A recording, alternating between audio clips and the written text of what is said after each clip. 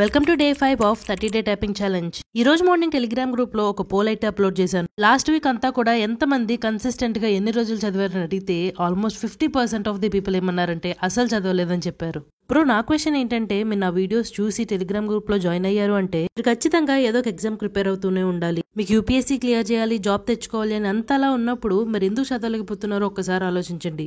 లేదు, టెంపరీగా just time దొరక చదవలేకపోతున్నారంటే అనుకోవచ్చు. బట్ టైం ఉండి కూడా మీరు టైం వేస్ట్ చేస్తున్నారు అంటే మాత్రం మీరు నిజంగా చాలా పెద్ద ఆపర్చునిటీ అయితే మిస్ అయిపోతున్నారు. ఒకే ఒక్క విషయం గుర్తుంచుకోండి, దట్ ఏంటంటే ఇప్పుడు కష్టపడితేనే మనం ఫ్యూచర్ లో బాగుంటాం. రేపన్న రోజు మీకు టైం కావాలి, చదువుకోవాలి అనుకున్నా సరే ఈ టైం అయితే మీకు తిరిగి రాదు. నెక్స్ట్ వీక్ మళ్ళీ ఇదే ఫ్లోలో అప్లోడ్ చేస్తా, చూద్దాం ఎంతమంది చదువుతారో లేదో. టైపింగ్ విషయానికి వస్తే ఇంప్రూవ్మెంట్ అయితే ఉంది. చూసారు కదా, 53 టాప్ స్పీడ్ అండ్ 98% అక్యురసీ.